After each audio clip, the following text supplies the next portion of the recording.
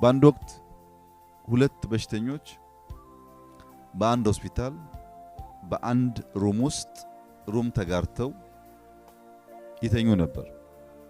አንደኛው በሽተኛ ከበሽታው የተነሳ ቀኑን ሙሉ በወገቡ መተኛት ይገደዳል፣ ቀና ማለት አይችልም።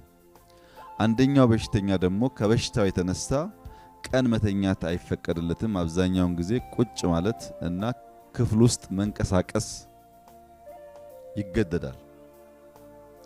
እና ይሄ የሚተኛው በወገቡ ምክንያት ቀኑ ሙሉ የሚተኛው ሰው በተኛበት ያ የሚቀመጠው ሰው ጠዋት ሲነሱ ወደ መስኮት ጥግ ይሄድና መስኮቱ ጋር ሆኖ በወገቡ ለሚተኛውና ውጩን ማየት ለማይችለው ሌላ ደባሉ በሽተኛ ደባሉ ስለ ውጩ ሁኔታ ይገልጽለታል። ይገርማሃል፣ ቀና ብለህ ማየት ብትችል ከኛ ክፍል መስኮት ባሻገር ያለው ኦሽን ታይቶ የማይጠገብ ወፎቹ በላዩ ላይ ሲበሩ ብታይ፣ ወዳጆች እጅ ላይ ተያይዘው በቢቹ ጋር ወክ ያደርጋሉ። ሕፃናት በወረቀት በእጃቸው አዋፋትን እየሰሩ እየወረወሩ ይሯወጣሉ፣ ይጫወታሉ። የውጭ ዓለም እንዴት ያለ የሚያጓጓ አስደሳች ነው እያለ በየቀኑ ይተርክለታል።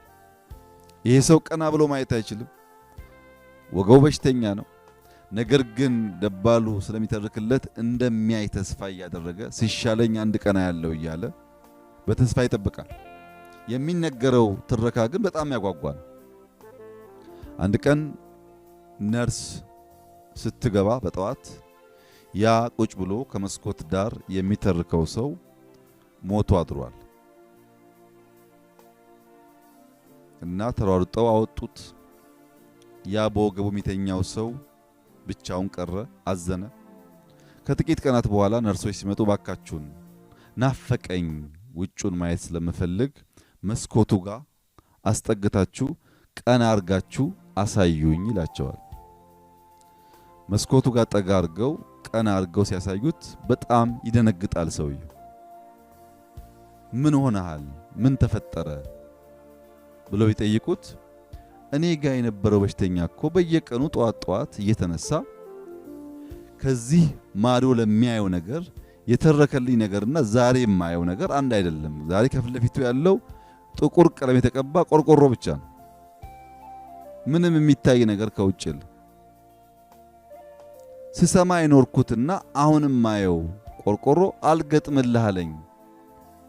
እንዴት እንዲህ ያለ ጉዳይ ሊፈጠር ይችላል ሲላቸው፣ ሰውየው እኮ አይነ ስውር ነው ማየት አይችልም ይሉታል።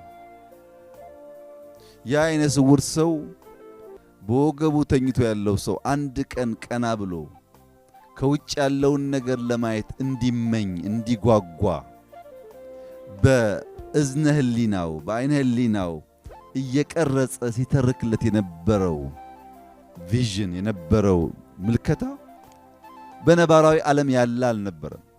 እሱ ግን በአእምሮ ኢማጂን እያደረገ ለሰውየው ኢነርጂ ሞራል እንዲሆነው በየቀኑ ይመግበው ነበር።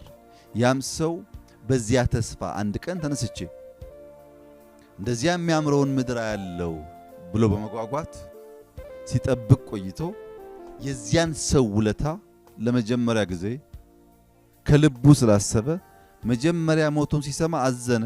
ይሄንን ሲሰማ ግን ስቅስቅ ብሎ አለቀሰ።